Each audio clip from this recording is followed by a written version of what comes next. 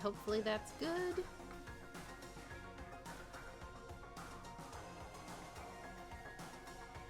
Ah, this is so exciting to see Makuro pointing her gun at Junko. As it should be. I think that's her, though. Because she has the freckles. Oh, yeah. So it's just showing her... Okay, she's pointing a gun at herself. Makuro. And look, I'm sorry. I need to point it out again, but her hand's fucking mutant. Oh, I just saw the note on top. So the following novel contains references to characters who appeared in the novel Danganronpa 0. Dang nabbit. Oh. What was Danganronpa 0 about? I kind of read up on it before, so I haven't read it myself, but apparently it's like following the story of this, I don't want to spoil it, but let me see.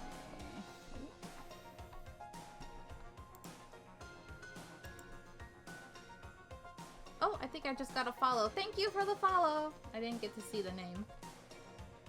Ooh, thank you very much. Welcome. Oh, it's Lemolian. Hey, welcome. Oh, hey. How you doing? You're cooking dinner. Enjoy. Oh, and thank you what for the you making? sub. I appreciate you. Aw, thank you so much. Yes, what are you making? And can you share some with us?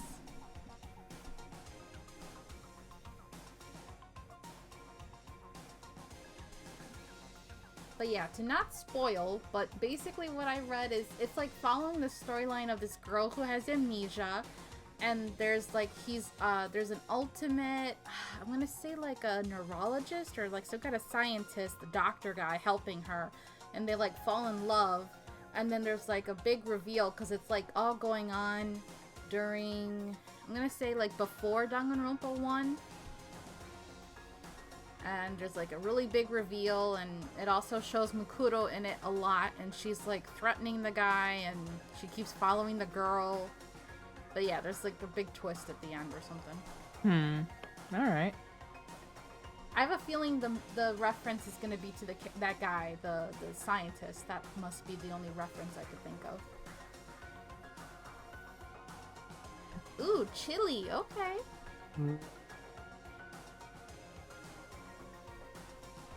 So Lemolian is eating chili and Sign is chilling.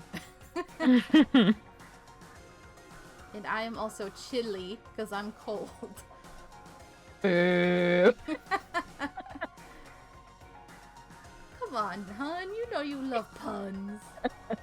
I love them when they make Moon suffer. True, true. Alright, I don't know, should we read the character introduction? Might as well at least look at it. Okay. Probably not read all of it if there are a lot. Yeah. Oh, it's just everybody from the first game. Okay. Interesting. Oh, I see they switched Sakura's ultimate title from Ultimate Martial Artist to Ultimate Best Character. As they should. Okay, Thank you, Lammy. Enjoy your meal. Yes, enjoy.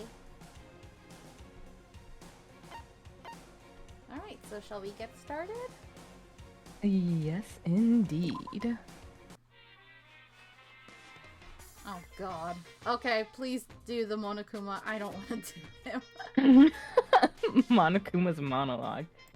The world is full of ifs. If Adam hadn't tied the knot with Eve, society as we know it would have been born. And that would have been the best thing ever. The world that everyone lives in is just one outcome among countless ifs, and will continue to be a muddled world overflowing with infinite ifs. If is what's in miso soup, you know.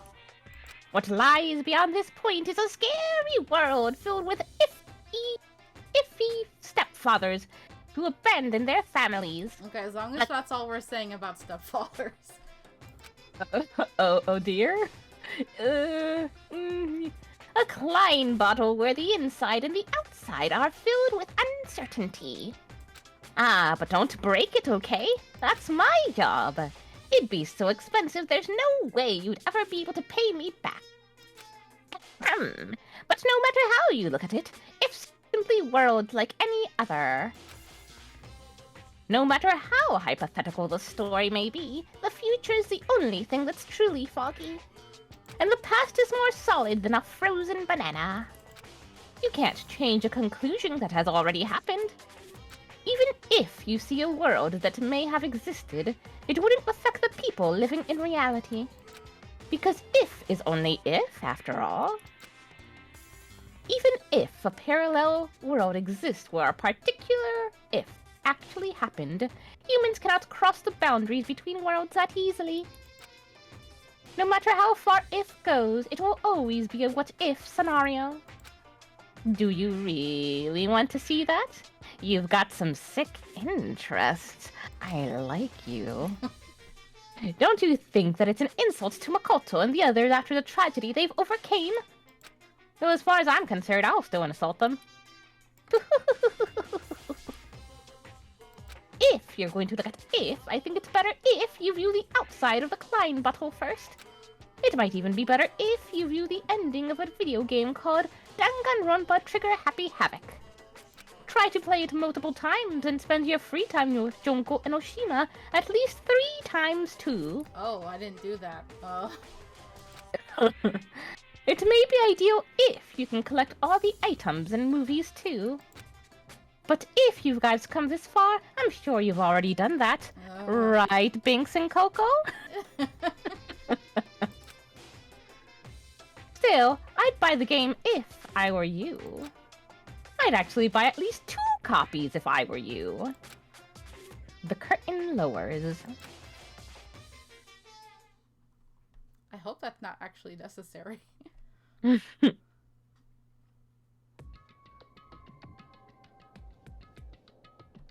Alright, do you want, how many, like, how should we divide this? Do you want to do every 20 minutes, half hour? How do you normally do it when you do your readings?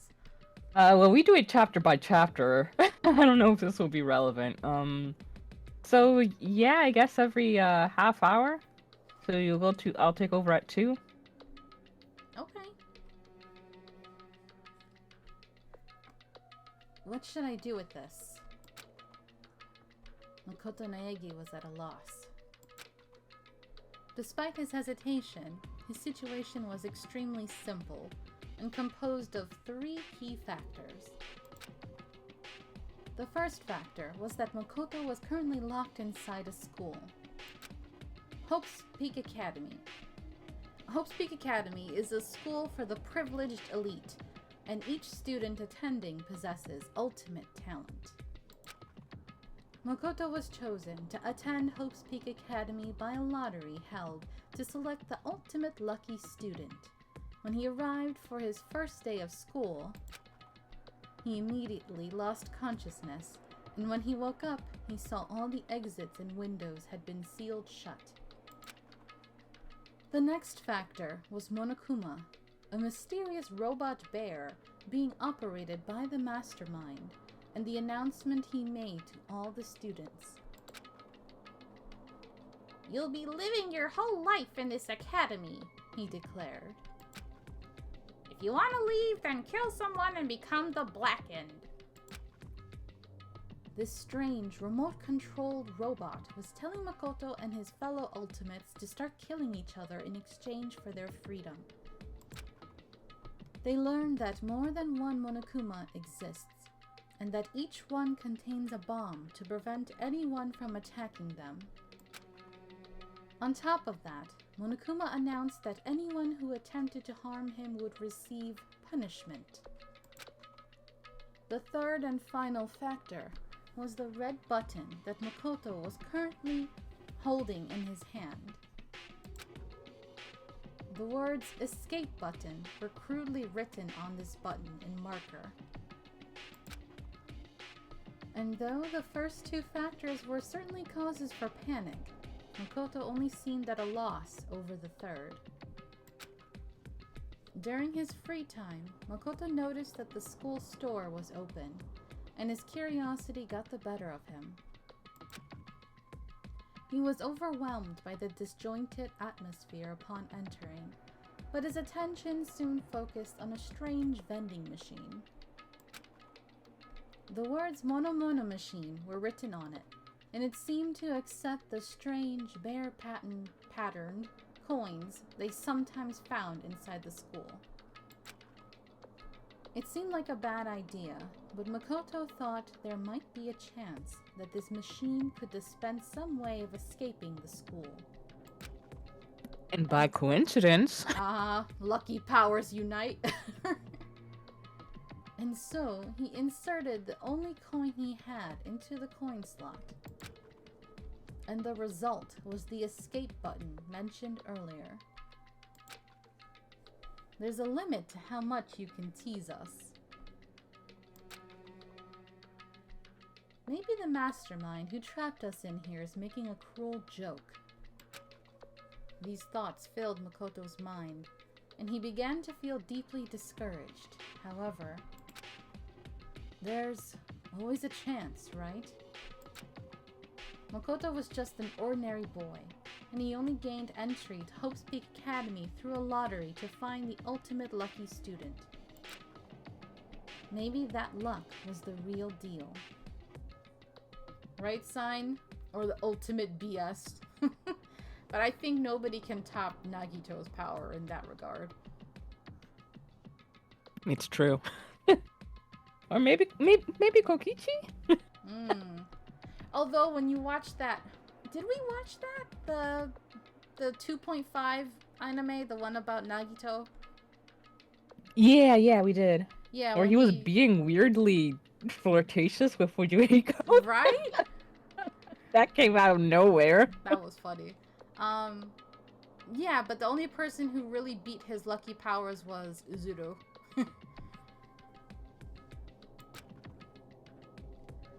If this button is real, maybe I can let Sayaka... Oh, she's still alive. Okay. Makoto took a deep, slow breath and pressed the button. Instantly, pain burst through his entire body. Uh-oh. Ugh! Makoto's arms and legs went limp as he lost his balance and fell to the floor in a crumpled heap. As he breathed heavily, it dawned on him what had just happened. I got electrocuted? He looked down at the button in his hand and noticed a small needle sticking out of it. Ouch!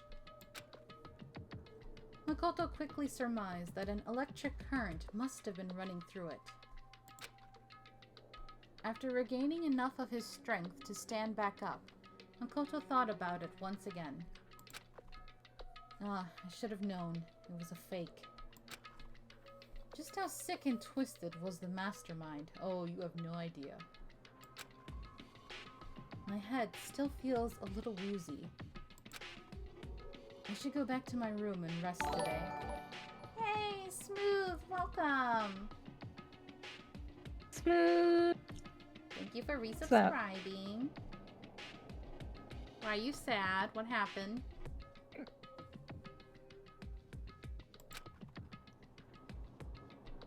With that in mind, Makoto walked out of the school store with slow, careful steps. But Makoto didn't know yet. If the escape button really was a fake, it would have been an act of mercy from the mastermind. A small, bear-shaped shadow began moving around inside the now empty school store. Ooh, Bear, what are you doing here? The shadow, Monokuma, stood before the Mono Mono machine and stared at it silently. But after some time had passed, he began to laugh. A cold, hollow laugh, utterly devoid of emotion. No! Are you serious? Tommy died? Oh my god! Jeez, what's going on, man? First, we lost Batman, and now him? Oh my god. He seemed like such a nice guy, too.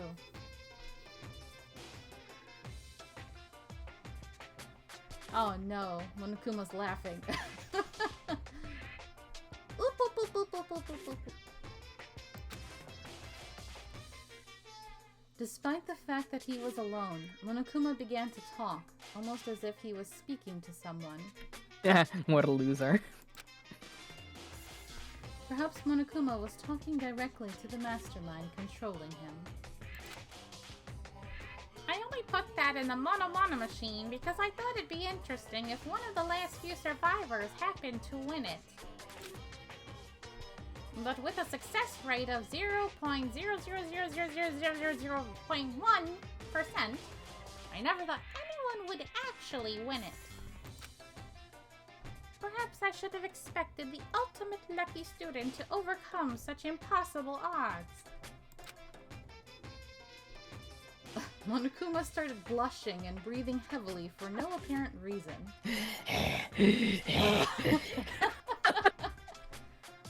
No, salmonella, no! We should have realized he was the true mastermind. Right? That makes total sense, actually.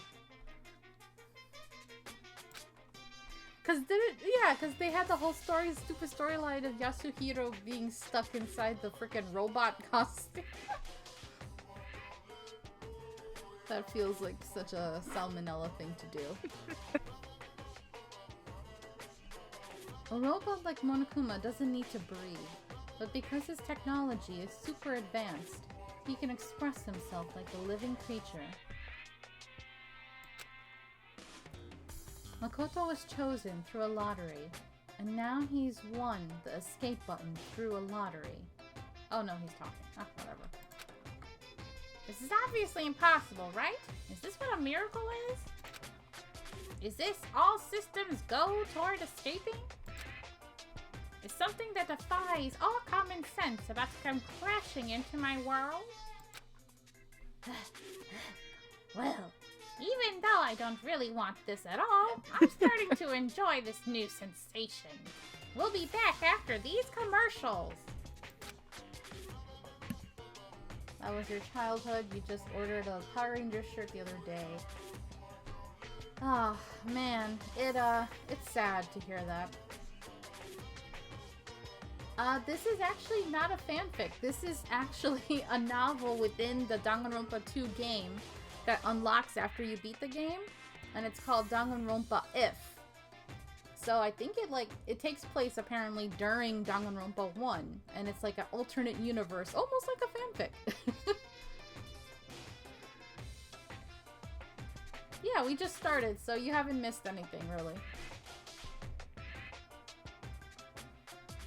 Monokuma's internal machinery began running at full capacity, and his facial expressions began changing more smoothly than any humans could.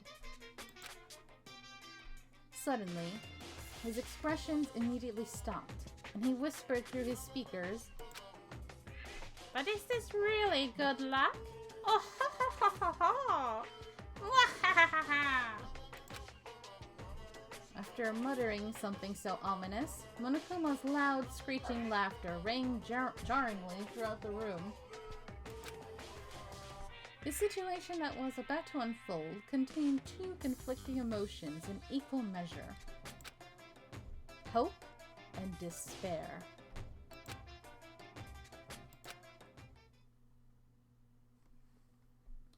The next day, nighttime, student dormitory, Makoto's room. Makoto Naegi lay on his bed, desperately struggling with the despair and hope churning within him. Monokuma had forced the students to each watch a DVD earlier that day. Makoto's showed a scene that suggested his parents and his little sister were in danger, and he now found himself determined to leave the school. It seems the other students were forced to watch shocking videos of their own. Videos so shocking that they were now determined to escape the school, too. Even if it meant sacrificing someone to do it. However, it was obvious that these videos were part of Monokuma's trap. As long as a student killed someone, they were allowed to graduate and leave the academy. It seemed that the mastermind controlling Monokuma was hell-bent on making the students kill each other. But right now, Makoto was most worried about Sayaka Moizono, who seemed to be incredibly distressed after watching her DVD. Sayaka wasn't just the ultimate pop sensation.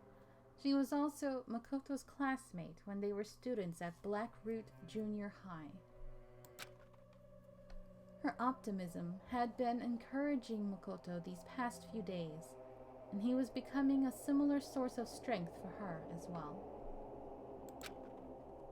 If nothing else, I have to at least save Sayaka. As soon as Makoto thought that, he suddenly felt a small headache.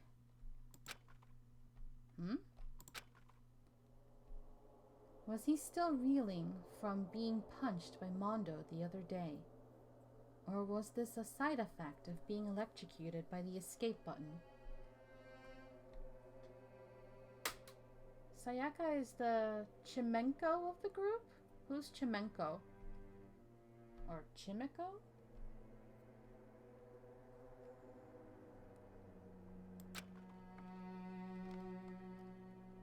As Makoto pondered these things, the pain slowly subsided, and he returned to his determined thoughts of escape.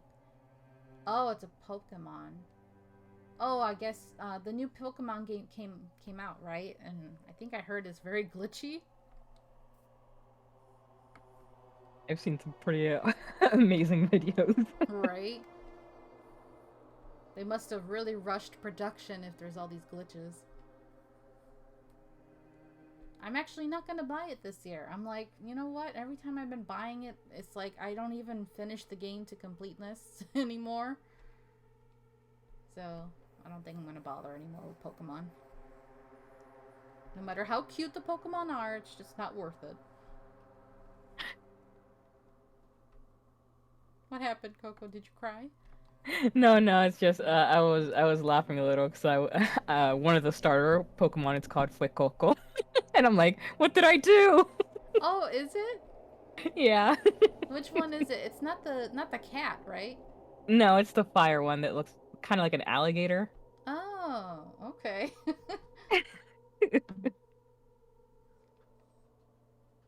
Fire Alligator Coco. Another character for you. Hi, Kiki. Kiki says hi, everyone. Hi, Kiki. She's right here. Hello. It's so dumpy looking. Is it? Let me show you the picture.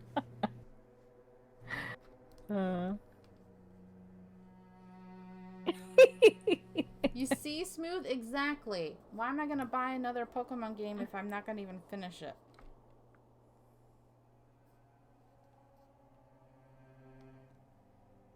Oh my gosh, it's that one. Oh, it's kind of cute.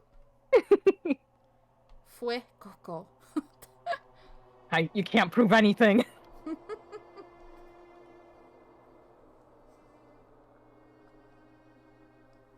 Oh, that one sign. Okay, yeah, I've seen that one before. I just don't remember Pokemon names anymore. There's too many. What do you mean? It's not like it's nearing 1,000 or anything. In fact, I don't know. Maybe have they passed it at this point? I don't know, man. Sign, do you know how many Pokemon there are now? 923. Jesus. Is that counting the new ones, though?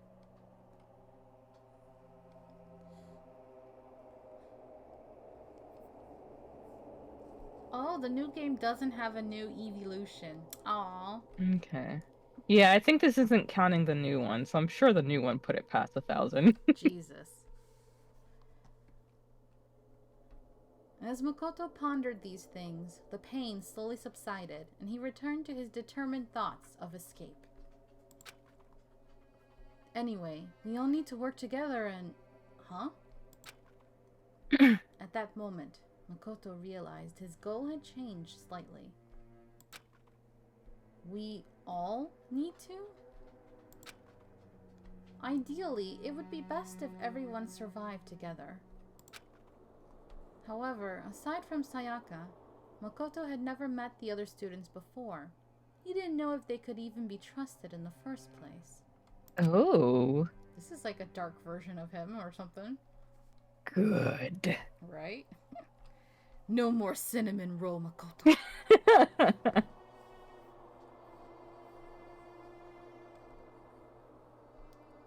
But at that moment, he trusted them without even an ounce of suspicion. Oh, never mind. Damn it. He believed they were worth helping, even at the cost of his own life. Just like Sayaka. Why? The headache struck again. As if all the blood vessels in his brain were being individually sliced open. Ooh. Ugh. What an image. I mean, yeah, that's how a migraine feels, but like, damn. Why did I just think that I could trust the others as much as I trust Sayaka? Makoto tried to figure out why his thought process had suddenly changed. Something was wrong. The throbbing pain in his head seemed to synchronize with a strange feeling that something was approaching him. As a ray of light began to form within the dark recesses of his own mind, the doorbell rang. Someone's here? He quickly got out of bed, but that only made the headache worse. With no concern for his safety, Makoto carelessly opened the door to his room and came face to face with Sayaka. I'm really sorry to come by so late. Sayaka? The pain. What are you doing out so late? The moment he saw her face, the pulsating pain in Makoto's head began accelerating. He felt like his world was being torn apart from the inside out. Jesus, what's happening to him? Sorry to bother you, but something really weird just happened and... Makoto, what's wrong? You don't look so well. Sayaka was pale and had been trembling when she came to Makoto's room, but she seemed surprised to see that his complexion was worse than her own. Yeah, I'm fine. It's just my head. Makoto couldn't finish his sentence. His eyes rolled back into his head as he lost consciousness and slowly fell to the floor. Oh my god, what if she decides to try to kill him? Right? And Sayaka's beautiful voice let out a scream as she stood over Makoto's body. They sure like to make him faint a lot, don't they? Such a uke. A cute little bottom boy. The next day, the nurse's office. Oh, you're awake. Hey, you okay? How many fingers am I holding up? Don't know who this is. As Makoto regained consciousness, he was greeted by the sight of fingers adorned with long, fake nails being waved in his face. Huh? Huh? You're Junko, right? Hey, why do you sound so unsure? I'm a little shocked to hear you say that. Despite what she said, Junko Enoshima, the ultimate fashionista, was laughing as if she found this all very amusing. Makoto looked around and realized he'd never seen this place before. It looked somewhat like a hospital. 3 beds, including his own, were lined up in the room, with various medical instruments laid around them. The black ceiling felt strangely oppressive, but as he sat up, Makoto's mind immediately centered on one possibility. Where are we? Did we get rescued? That'd be nice, huh? She replied as she looked away. Junko explained that this was the nurse's office on the first floor of the academy. That Monokuma thing said, I can't bear to see my precious students getting sick, and opened this place up this morning. But don't you think it's suspicious? What if all these meds are poison? To be honest, I wouldn't be surprised. Makoto remembered his encounter with the escape button and let out a small sigh. Oh, so why am I here, Junko? You should thank Sayaka for that. She was here the whole night taking care of you. Oh. Oh, smooth. But then you could have been the savior of the world. You know, murdered Junko. That's true, Smooth. That's true. You could have been the protagonist of your own version of this. So, because Sayaka was taking care of him, that means the murder didn't happen. Ooh. She was? Junko ignored Makoto's surprise and continued casually talking. But then Taka got all fired up and was like, we should take turns watching over him. I just happened to be on duty when you woke up. Well, and even then, only 'cause Byakuya ditched. Byakuya-sama! No! I want Byakuya to be here!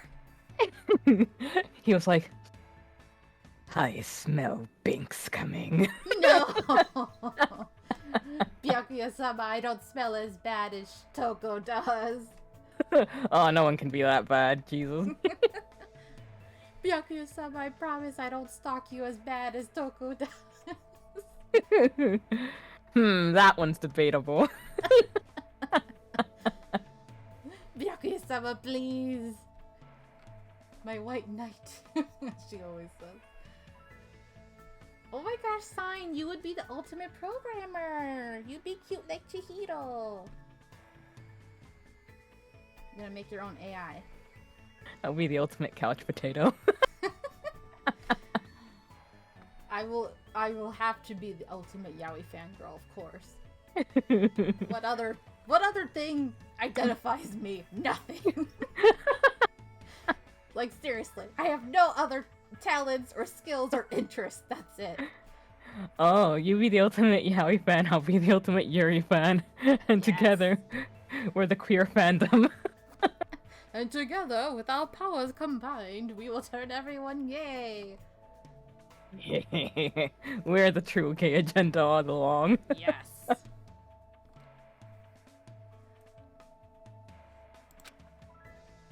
I see. Thanks. Like I said, you should thank Sayaka. Anyway, how are you feeling? Is everything alright? Huh? Makoto thought about it for a moment, and remembered what he had been thinking about just before he lost consciousness. This is kind of weird, but... Actually, it's a really weird question, but... What's up? Junko, we've never met each other before, right? Upon hearing this, Junko's eyes widened, but a few seconds later, she began to laugh. Huh? Are you for real? That pickup line is like so totally played out, you know? Even though she was grinning, a serious look came over her face. Just so you know, you shouldn't expect anything like that from me. Are you sure about that? I know I look this way, but I take my virtue pretty seriously. No, I mean, I never expected... Well, that's what I figured. It's obvious that you're a total Omega male anyway. Ooh. Wow. Wow. See? She's picking up what I was picking up on. But isn't Omega like the middle ground? Not according to Omegaverse fanfiction. Oh. Okay. I don't know. It keeps thought- changing. Beta was the bottom. That's how I think it used to be, at least according to actual wolf whatever. Okay, no, yeah, Omega is the lowest ranking. But yeah. Oh, my fanfics, yes!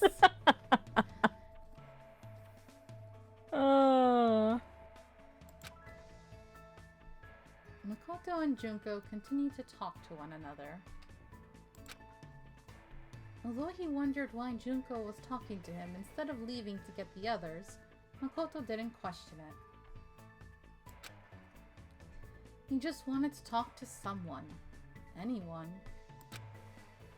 As long as he interacted with his fellow students, he believed he would learn the truth about what was going on inside his head. Someday, I will get a nerve up to write an Omegaverse fic or something. That will be interesting.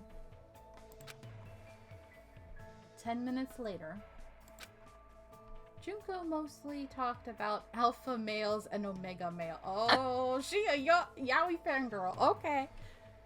I see you.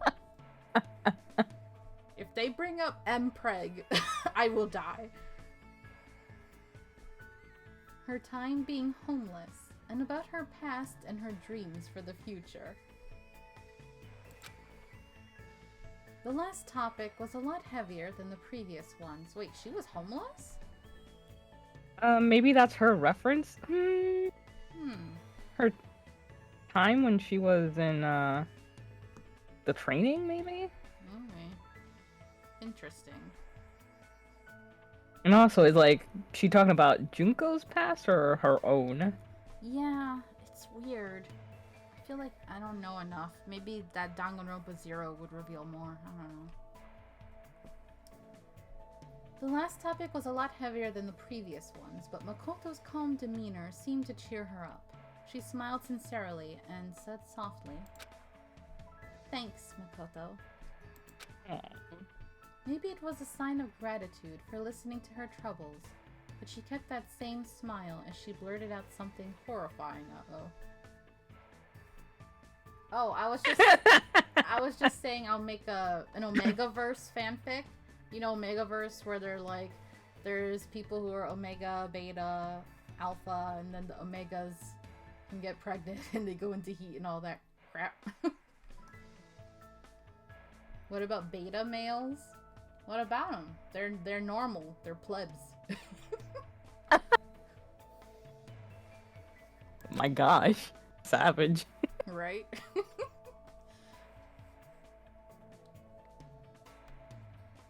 In return, I promise that if I do decide to kill someone, it won't be you.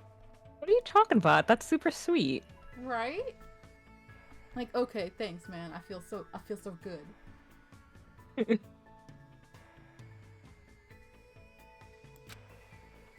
Don't say scary stuff like that. Nothing wrong with being a pleb, Smooth. I'm a pleb. It is what it is. We're the background characters in the anime. But hopefully that means we won't be targeted or killed or, you know, we're not raising our death flags like other characters do all the time. At least that's what Makoto thought. But the words that came out of his mouth expressed a different sentiment. I see. Thanks. But I wouldn't want you to become the Blackened in the first place. For some reason, Makoto felt like the murderous words that came out of Junko's mouth seemed like a natural thing for her to say. She seemed very surprised by Makoto's response and quickly blurted out, "Huh? Are you serious? I was just kidding." Huh? Oh, yeah, of course. Sorry for acting so weird. No worries. Let's just chalk this up to you being woozy from your recovery. She returned to her usual bubbly self, let out a big stretch, and turned to Makoto. I'm gonna get going now. Make sure you don't get killed before the next person arrives. Wow, putting a target on his back, okay. After seeing her off, Makoto laid back down in the bed and started thinking to himself. What is this strange feeling? His dull headache continued as his thoughts began to blur. I was just talking to Junko, but I feel like I was talking to someone else. Who? Who is she? The more he thought, the more it felt like his memories were sinking into a thick swamp. Each throb of pain pulsing in his head felt like a wave on the surface of that swamp. What is this feeling? It felt very unpleasant, as though someone's voice was screaming at him from inside his head. Makoto tried to organize his thoughts and go over everything that had happened to him. Sign says, sorry for talking about Axis Powers Italia. Even if Romania doesn't get a femme version, the events of the fanfic would still work. A certain tentacle monster species can make miracles like that. But that would also mean that he would be the Omega for the twins. Ah! Yes! That would be fun.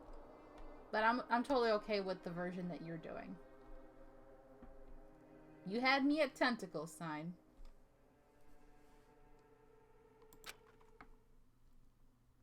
But he was interrupted by the sound of a bell. A bell to signal that it's Coco's turn to read. Ding dong, bing bong. Unlike the dorm rooms, the nurse's office didn't have a doorbell. The bell sound that Makoto heard was ringing throughout the entire building. Ahem. Testing, testing. Mic check. 1, 2. This is a test of the school broadcast system. It was Monokuma's voice. Now that Makoto has finally woken up, please assemble at the gym. Makoto immediately goes back to bed. Right. Makoto listened to Monokuma's heartless order and got out of bed without complaining. I have to go. He walked one step at a time, in accordance with the rhythm of his throbbing headache.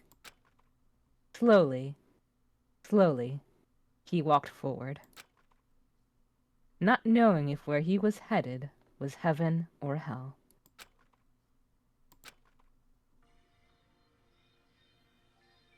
The gym. Makoto, are you all right? Sayaka ran over to Makoto as soon as he entered the gym. Yeah, thanks. Sorry about yesterday. I guess I really worried you. Please don't apologize. I'm sorry too. I barged into your room when you weren't feeling well.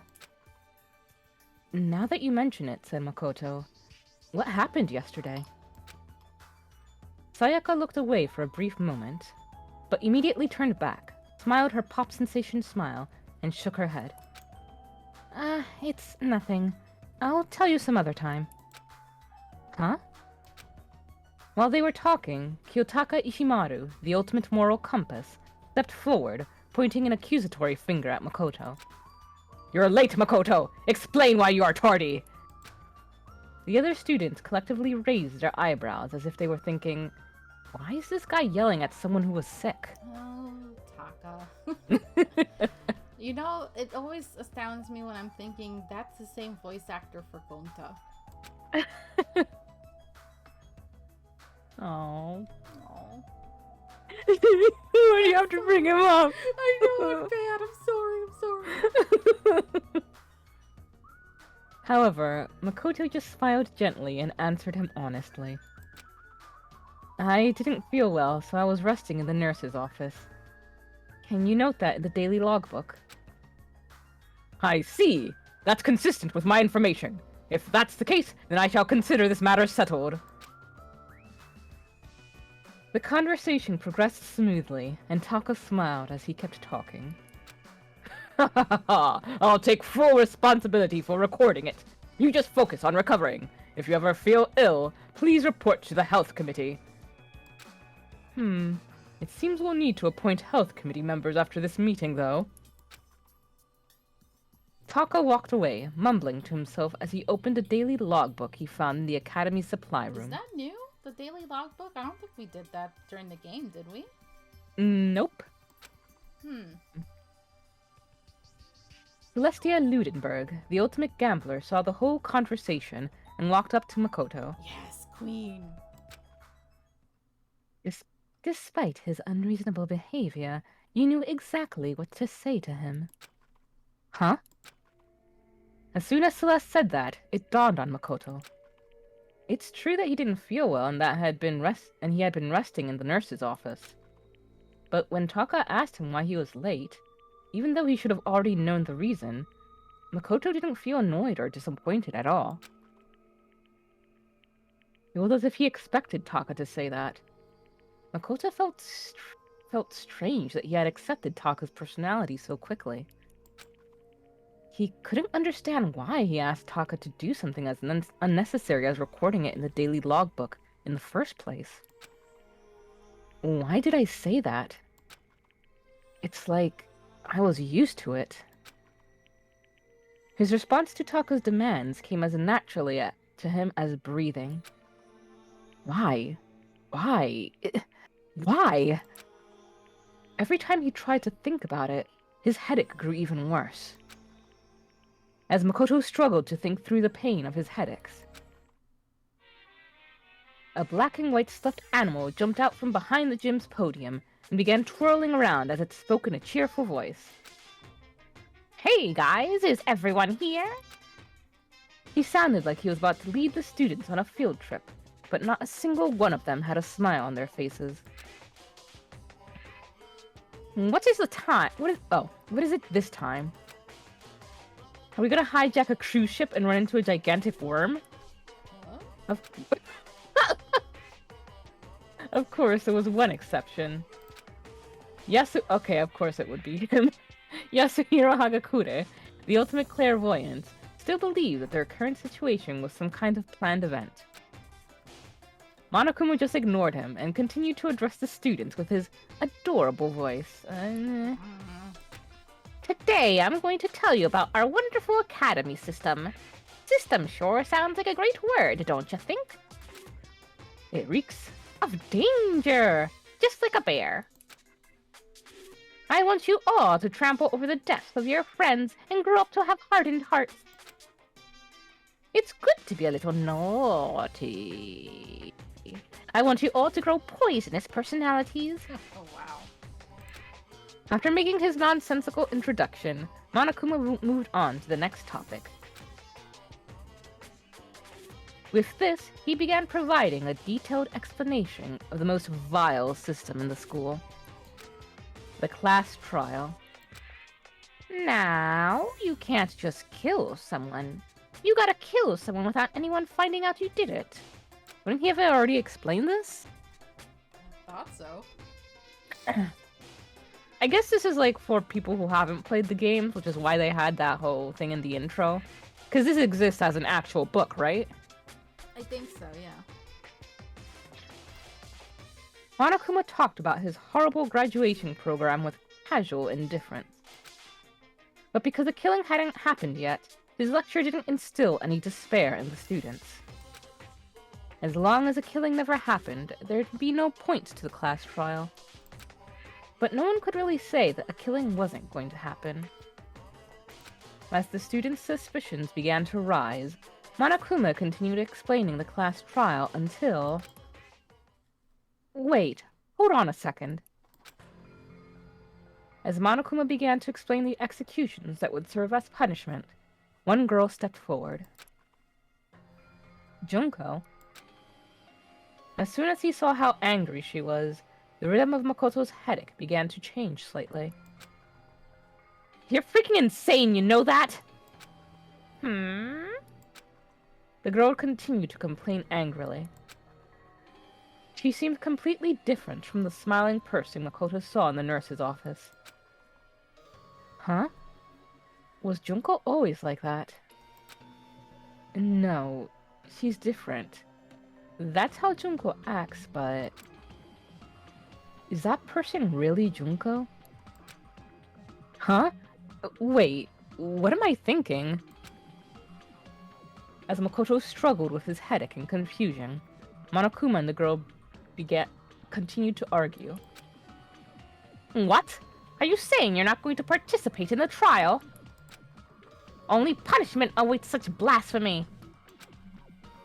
What? Punishment? I might, I don't know, throw you in a deep, dark, scary prison or something. Different. The strange feeling he felt was now directed at Monokuma. A prison? No, they aren't that kind. A series of images flashed in Makoto's mind, and at first he thought it was some kind of parade. But he quickly realized that was a mistake. What looked like lights were actually buildings engulfed in flames. The red decorating the scene seemed to have come from human bodies. Despair. It wasn't confined to the academy, or even to Japan. Images of worldwide death and destruction flooded Makoto's brain with every throb of his headache. I've seen this before? Besides the indescribable violence taking place in all these images, there was one thing they had in common. Who are they? They're... Rampaging terrorists wearing black and white masks were wreaking havoc in these images. They took everything. Money, valuables, lives, families' dignity, the past, the future, and possibly even hope. The mask these terrorists were wearing perfectly resembled the face of the stuffed animal arguing with the student before him. Shut the hell up! Say whatever you want. I'm not gonna be a part of this. Don't be so selfish! You're the one being selfish. Kill whoever you want. It's got nothing to do with me.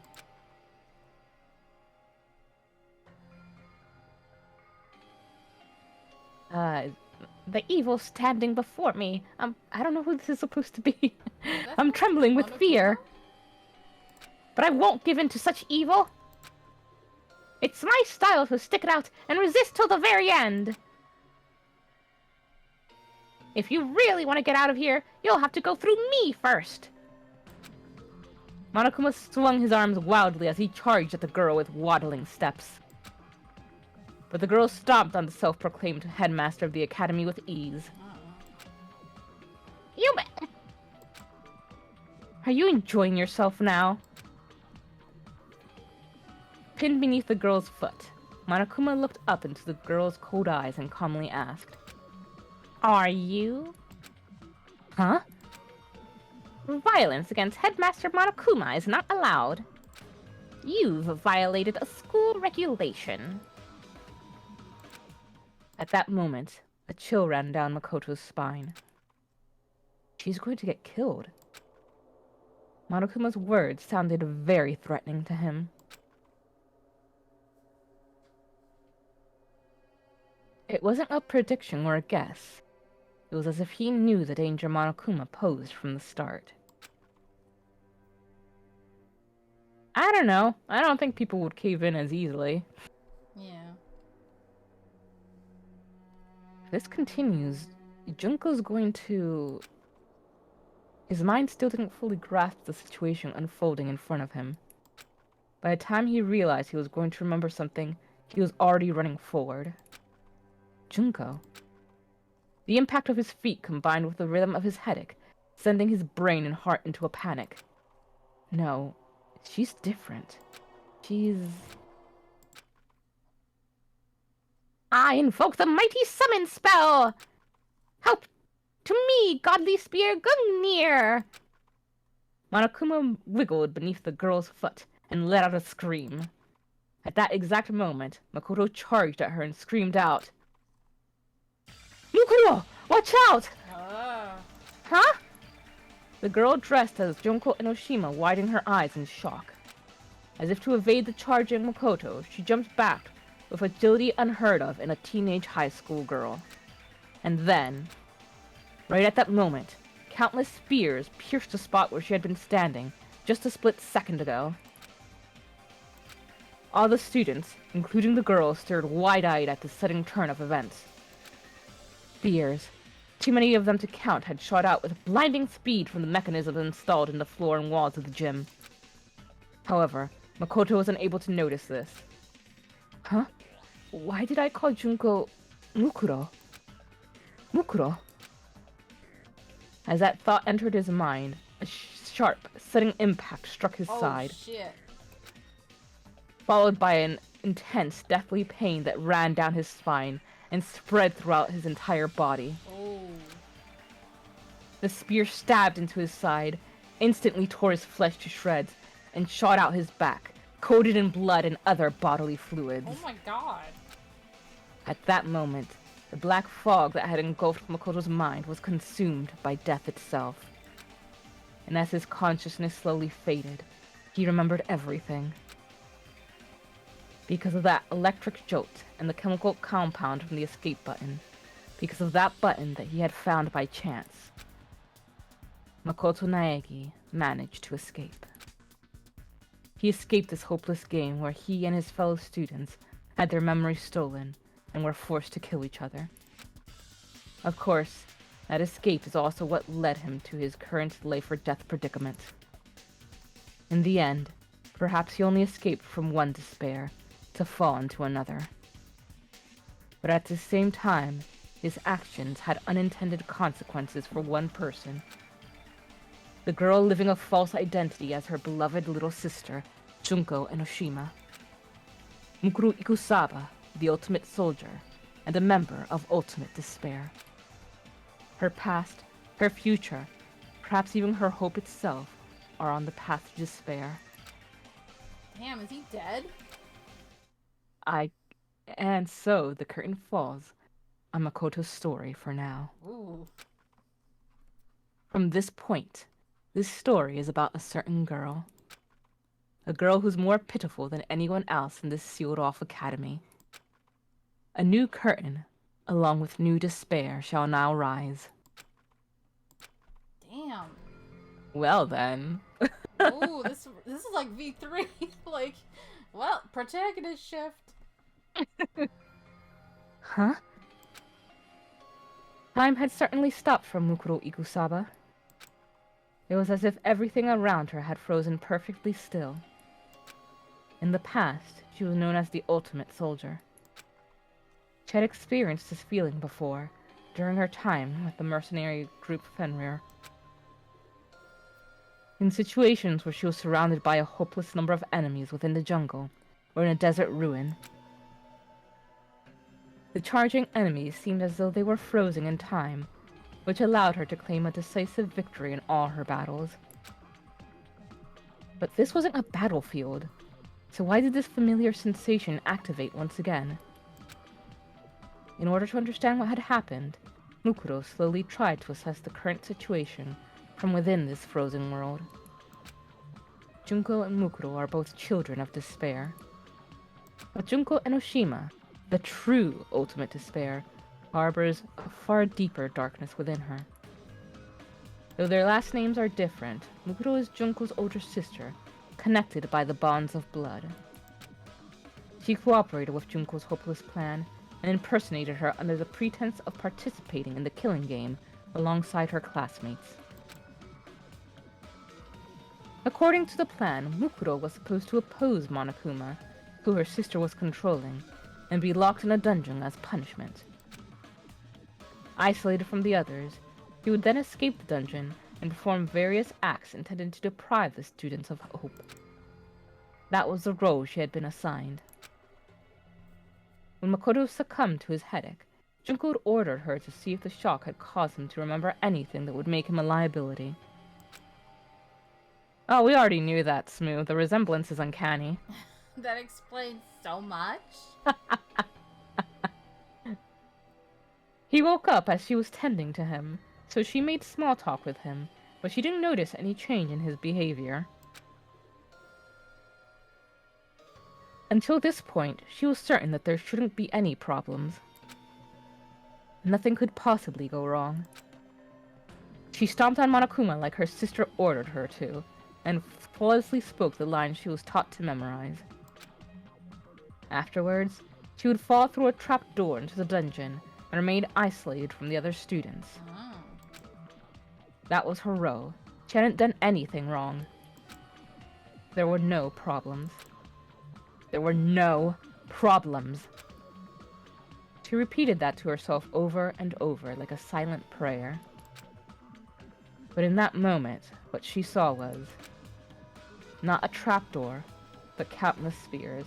Okay, see, this makes a lot more sense now, because one thing that always bothered me about that was, like, how did he know to place a spear traps right there where she was going to be? But if Makoto was in on this, that makes a lot more sense. Yeah. It's like, he can't have possibly every single bit of Hope's Peak booby trapped. Right. One of them had skewered Makoto through his side. Why? Makoto? Why are there spears? Gungnir? I would have died if I hadn't moved. Did Junko mess up the plan? No, Junko would never mess up. Except maybe 3 times. Was she trying to kill me? Me? Makoto saved me? Why? Why did he say my name? Oh, thanks for following, Emma. Thank you so much. Welcome, welcome. Did his memories come back? Did I not realize that? Did I make a mistake? Is that why Junko got angry? Oh, well, thank you for joining us, Ultimate Actress. Ooh. Good to have you with us. Yes.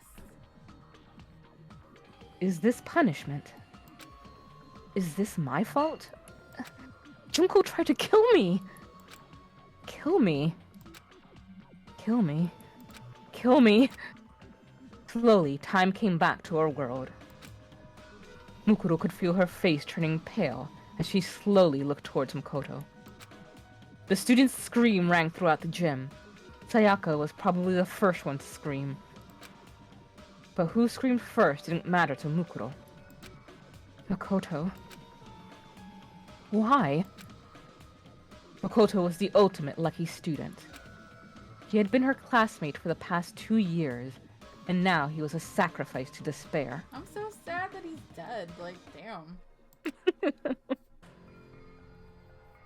Not long ago, he had given her an answer of sorts during their conversation in the nurse's office. He was just a pawn in the plan her sister had devised. But now, a feeling of doubt began forming in Mukuro's mind. What did I want from Makoto? As her heart churned restlessly, she continued to think.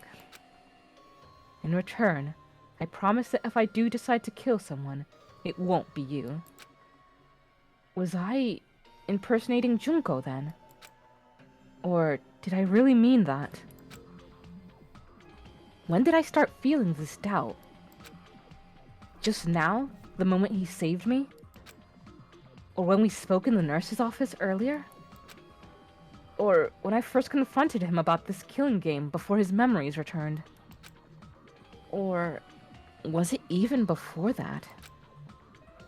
Mukuro stood there, confused and overwhelmed, as Makoto slowly opened his eyes, the spear still impaling him through the side. Mukuro? Save him. Makoto, are you okay? Of course he's not. Nah, I'm fine. Just a flesh wound. Mukuro was no longer impersonating the ultimate fashionista. Looking up from the floor of the gym, Makoto asked, "Why are you dressed up like Junko?" He was smiling. Maybe he couldn't feel the pain anymore. Or maybe he was being affected by something else. But regardless, Makoto ignored the fact that he was dying, just to give Mukuro his warm smile. No, don't give me the feels. Stop. Feel it. I'm glad you're safe, Mukuro. As soon as she heard Makoto's weak, fading voice, something inside Mukuro snapped. From within the shell of despair she had built up, an intense emotion began flowing out. No. This is all wrong. She couldn't hold back that emotion any longer. No. No! And for the first time in her entire life, Mukuro unleashed a scream into the world.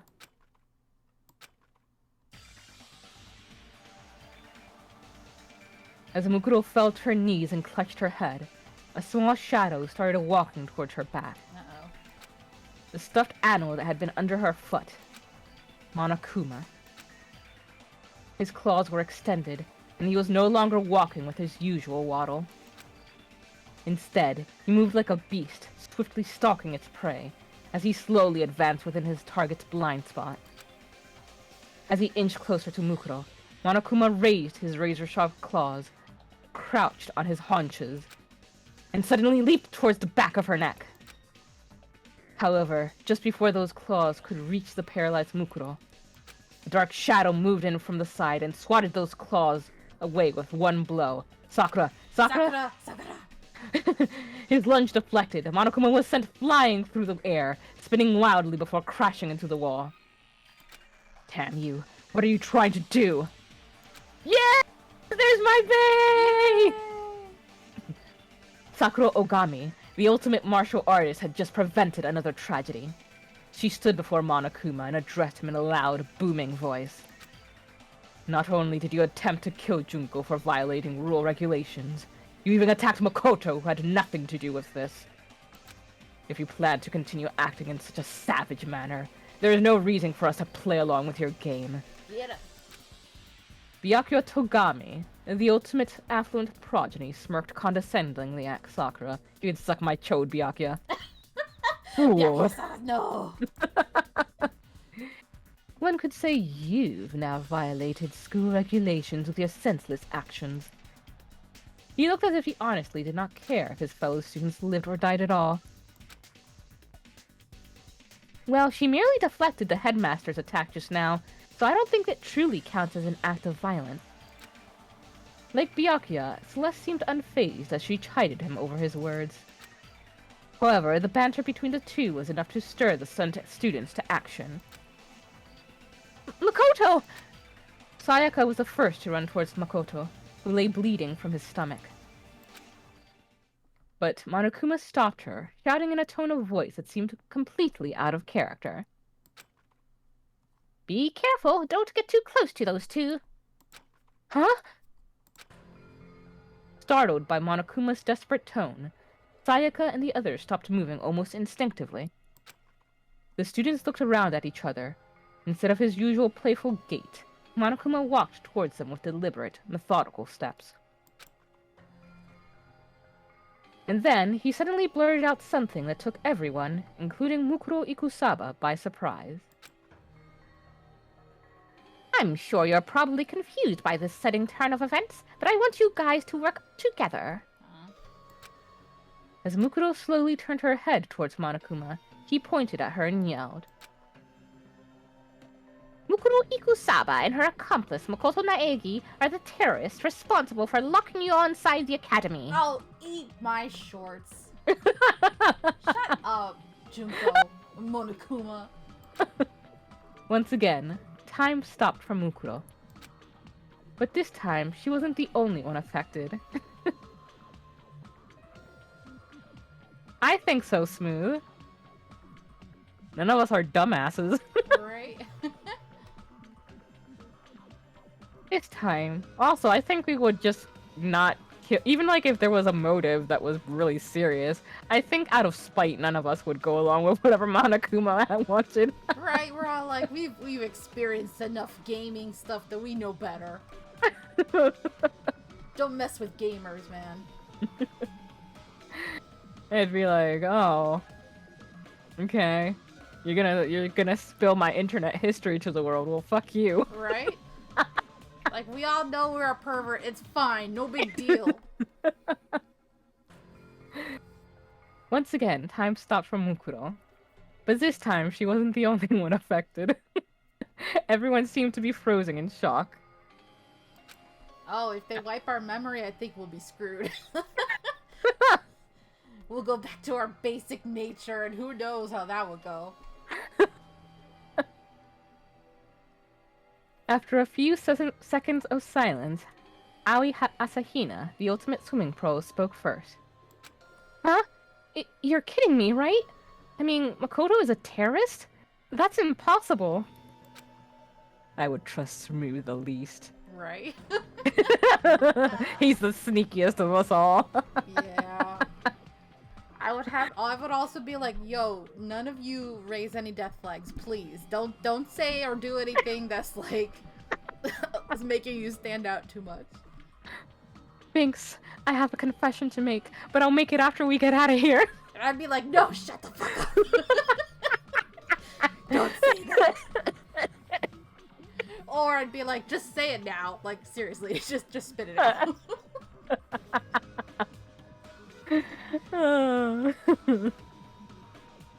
And who's Mukuro anyway? I mean, that's Junko. Monokuma began slowly explaining to Aoi. The real Junko must be imprisoned somewhere in the school. Worst case scenario, she might be killed. Mukuro must have researched which one of you would be easiest for her to impersonate, and hid among you all by pretending to be her. She was probably trying to make sure the killing game went smoothly. Suddenly, Monokuma's hands and feet began jerking in an awkward motion as he looked at the other students and introduced himself.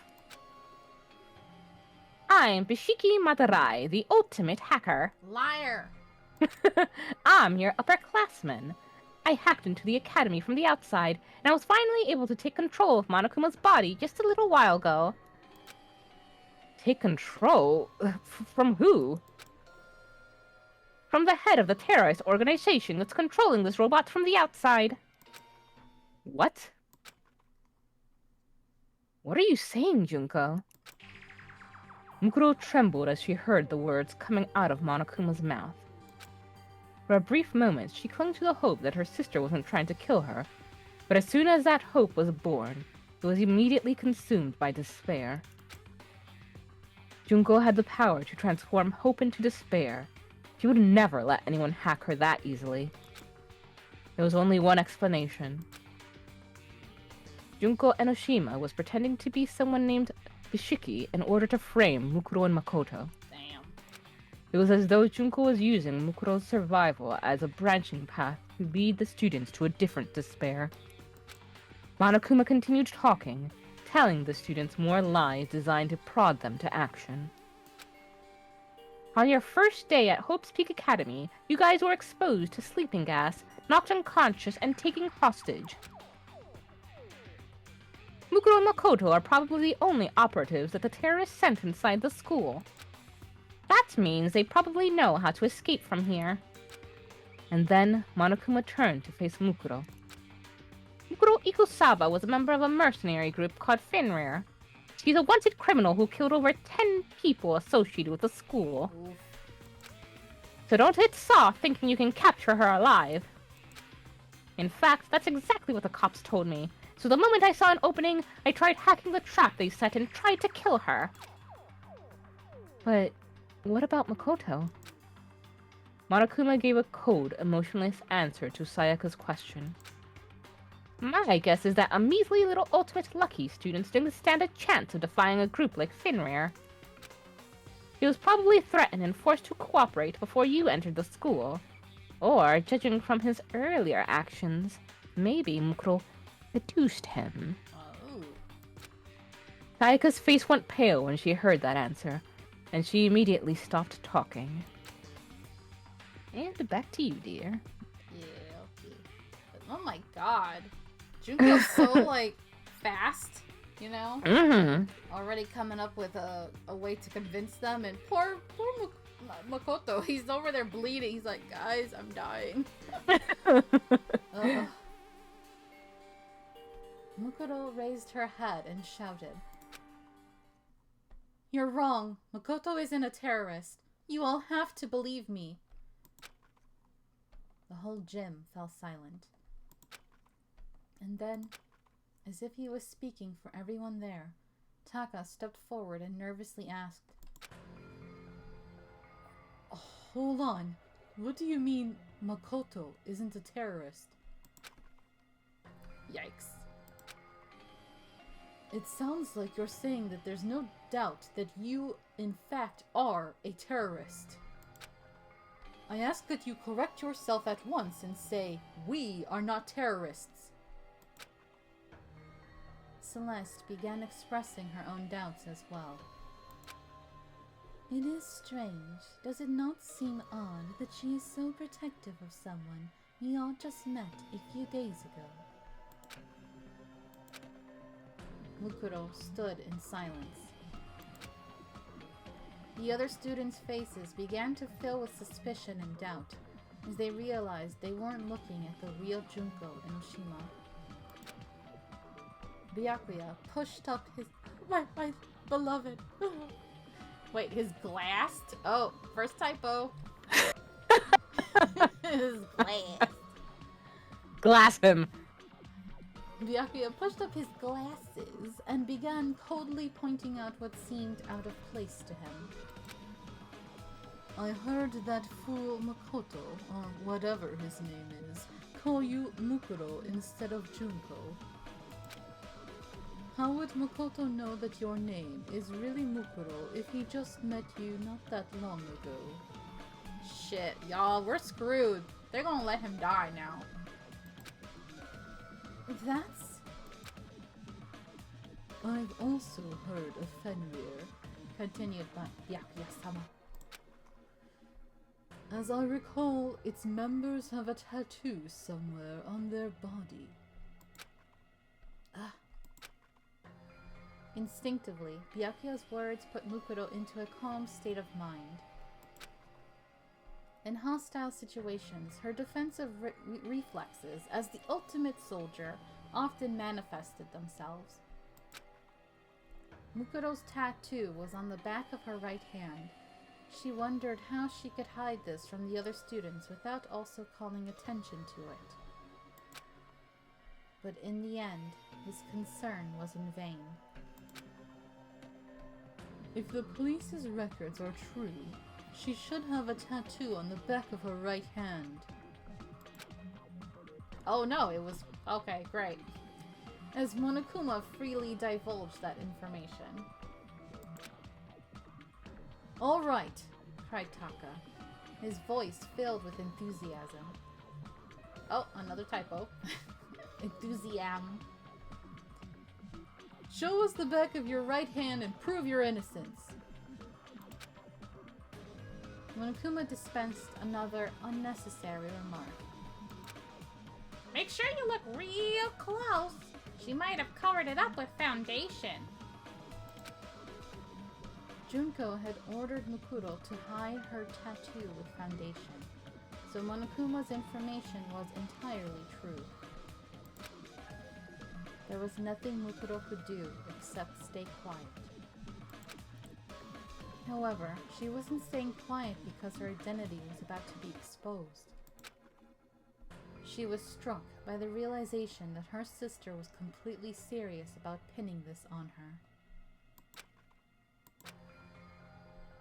"Why the hesitation?" shouted the foolishly honest Taka.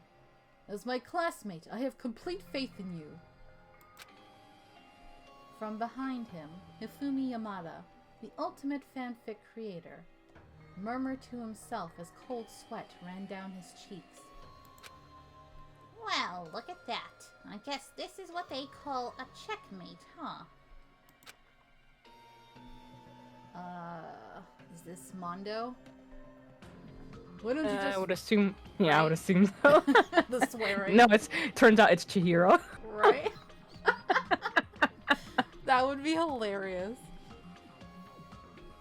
Why don't you just fess up already, you fucking bastard? Yep. In contrast to Hifumi, Mondo Iwata, the ultimate biker gang leader, was royally pissed, like he always is. However, there were some students who were busy questioning Monokuma instead of Mukuro. Hey, you're not coming to save us? Shouted Leon Kawada, the ultimate baseball star. You should hurry up and charge in here already. Monokuma looked at Leon and shook his head softly. The police can't help you right now. Not only are you guys hostages, it's possible that the entire school has been rigged with explosives and poisonous gas. I hacked into this Monokuma robot to investigate that for myself. Then what about everyone on that DVD? What about everyone outside the school? Asked Sayaka.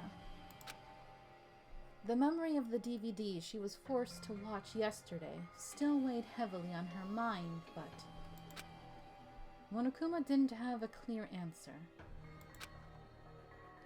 I don't know anything about any DVDs, but there are definitely terrorists causing havoc out there. Law enforcement around the world is in shambles trying to deal with this. That's impossible! Sayaka shuddered and collapsed to her knees. Sayaka. Next to her, Chihiro Fujisaki, the ultimate programmer, aka Sign, was unsure about what she should do. Behind her, two other girls stood silently.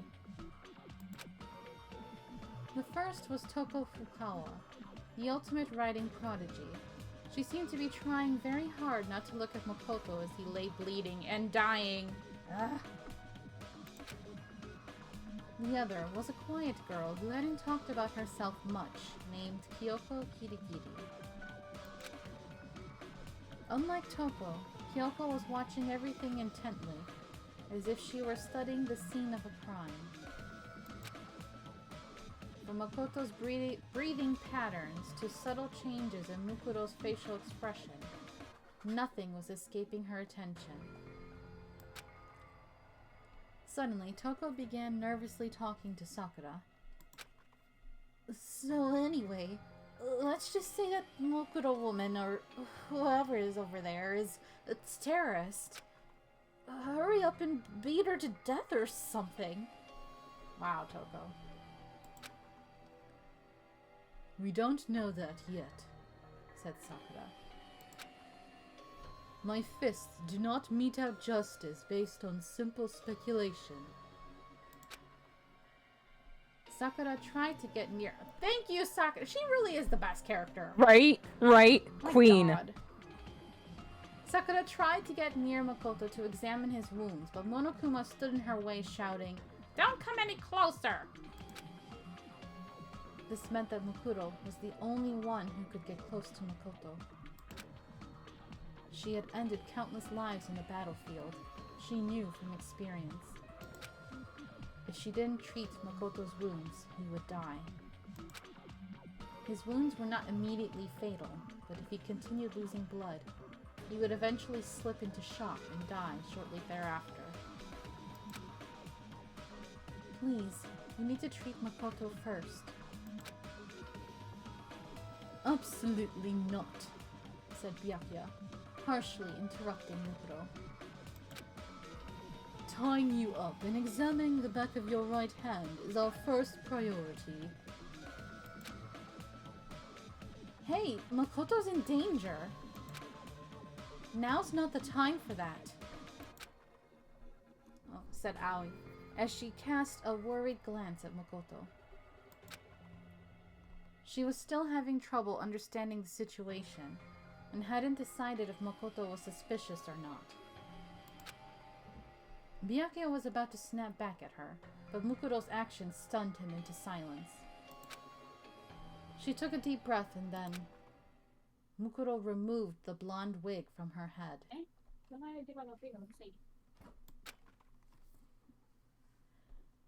Where there were two long blonde pigtails only a moment before, there was now short black hair.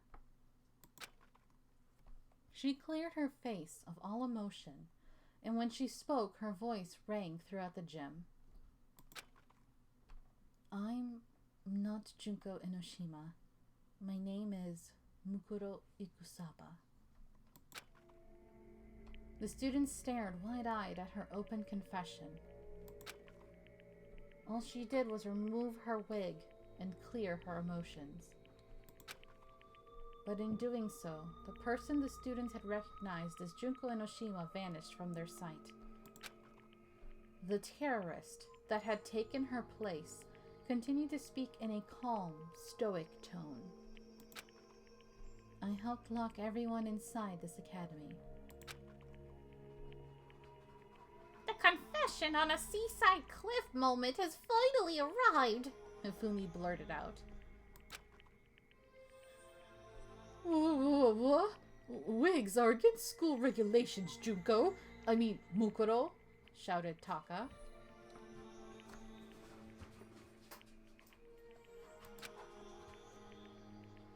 As if stirred by their cries of excitement, the other students began clamoring among themselves.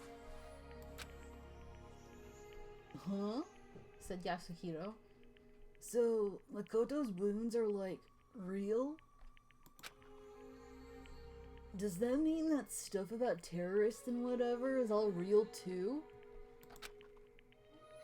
So everything that's happened these past few days wasn't a bunch of staged events?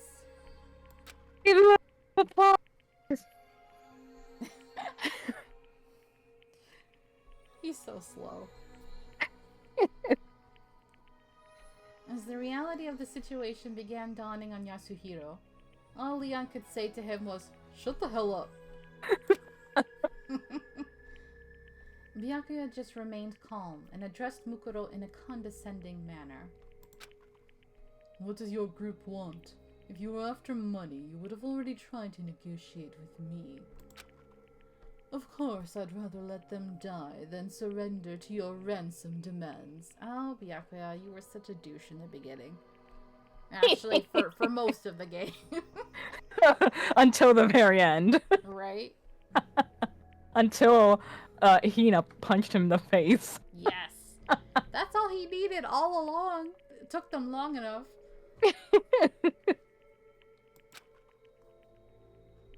Our purpose is to fill the world with despair. Byakuya scoffed at this notion and began to speak once again.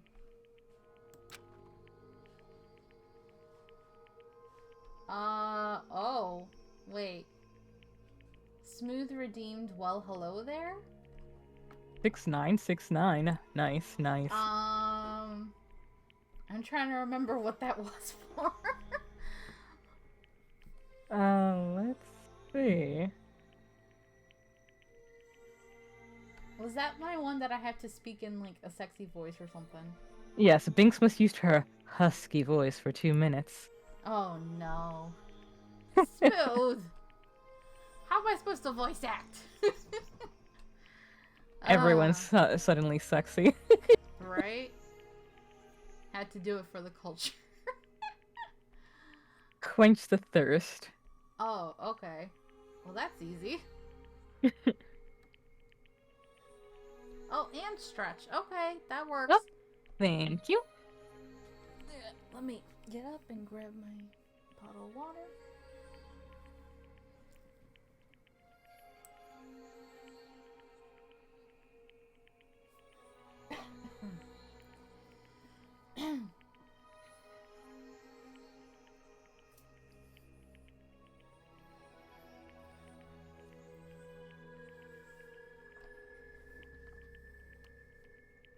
Alright, so for the next 2 minutes, I'm gonna have to just use the sexy voice for everybody.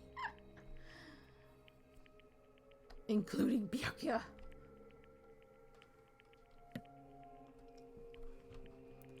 I see.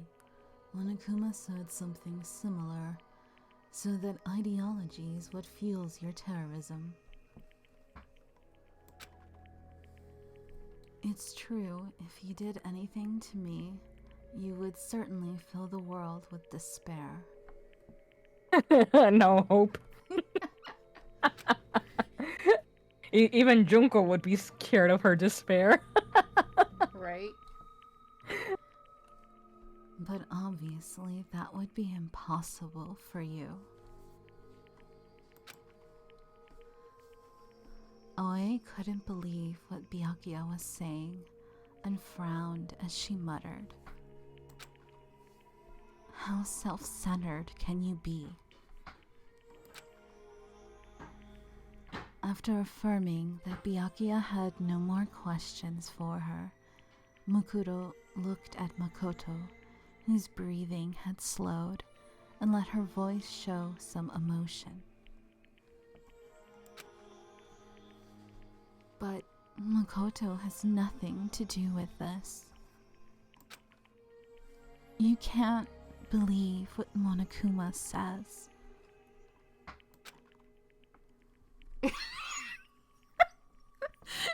How can I do the sexy voice for this line? Okay. I can't.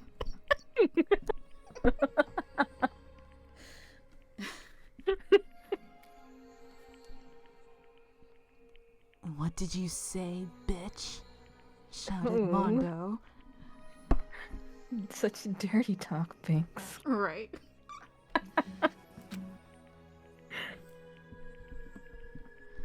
I don't know. I don't know what the hell you're talking about. You're a terrorist, just like Monokuma said. Makoto looked away from Mondo and continued speaking. That's true, but Makoto isn't involved at all. Celeste coldly brushed her objection aside. I do not think trying to protect him will do any good. After all, we all heard Makoto call you by your real name. That's... She had no words. Alright, 2 minutes over. That was so weird. Alright. Hope you enjoyed, Smooth. There was nothing she could say to protect Makoto.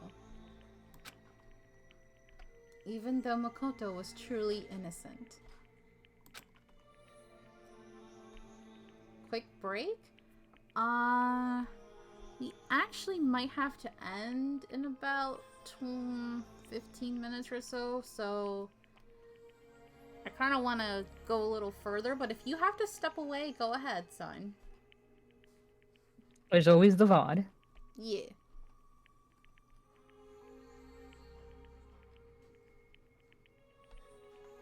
Even though Makoto was truly innocent, though Makuro was the ultimate soldier, her powers were largely limited to battle. Even a normal high school student could outwit her when it comes to debate and negotiation. So they said this might take 3 hours, but I don't know. I feel like we might go a little longer with this game or with this. So we might have to just do it again. Yeah. I imagine when they like estimate that sort of thing, they're assuming you're just reading in your head, which goes a lot faster. Yeah.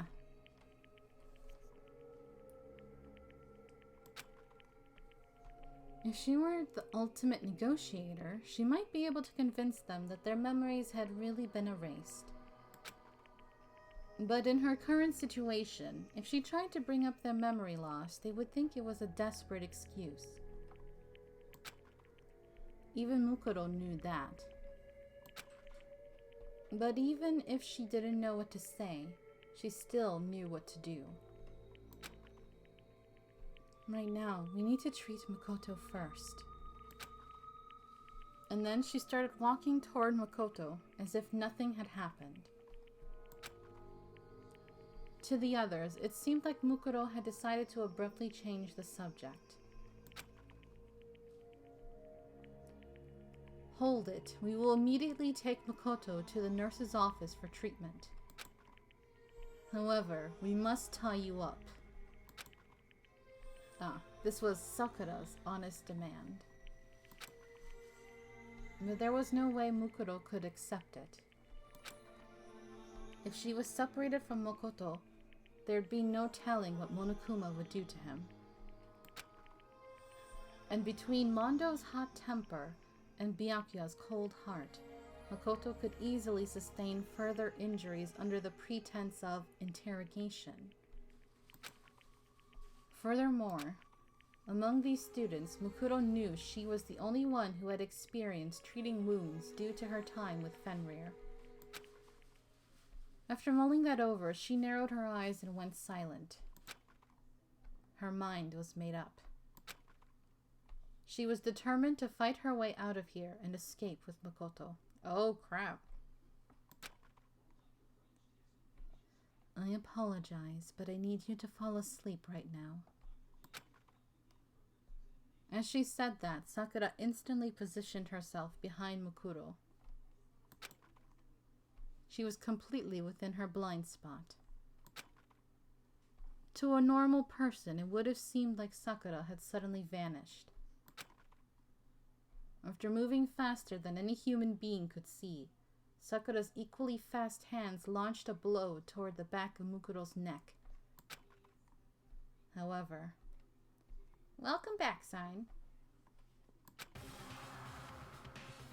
Sorry, Sakura, but I need to get out of here. Mukuro parried Sakura's fist with a spinning roundhouse kick. Ugh. Sakura raised an eyebrow at the unexpected counterattack. Mukuro tried to use the momentum of her kick to sweep Sakura's feet out from under her. However, Sakura dodged and instinctively struck back against Mukuro's pivot leg. But Mukuro was faster and jumped up, aiming a tornado kick at Sakura's chin. These names. Very, like fighting manga style. I love it.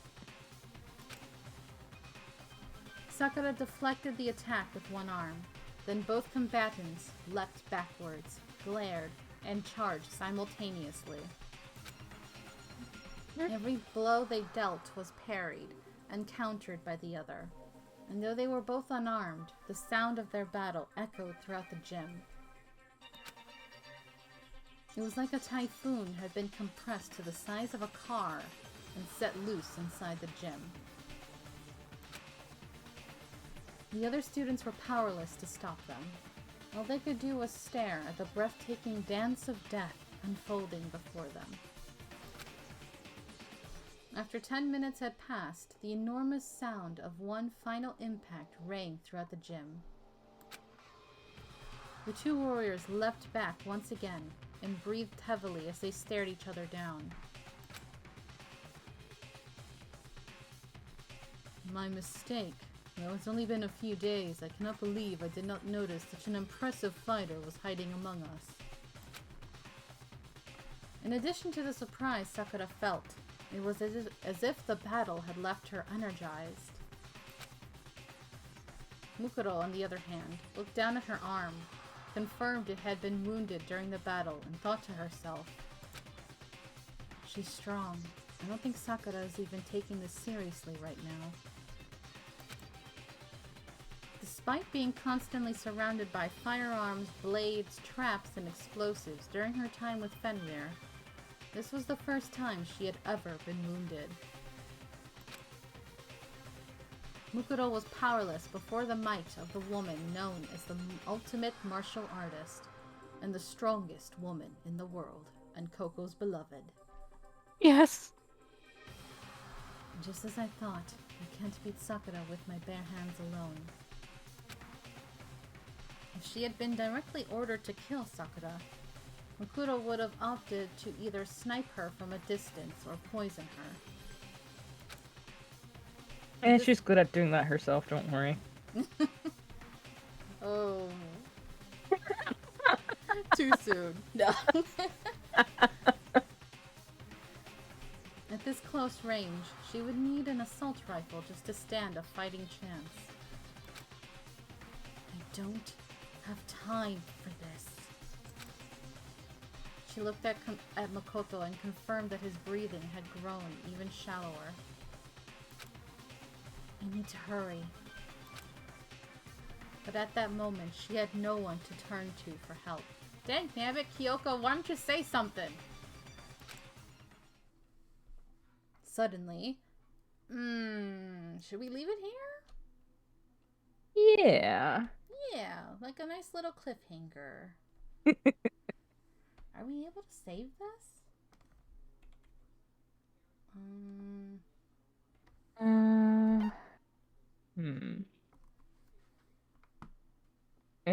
So the key bindings say F1 is open novel menu. I don't know if that I'll do that and see if it's saved. It says by pressing Oh. F1, insert You can- bookmark. Yeah. Oh, that's cute. That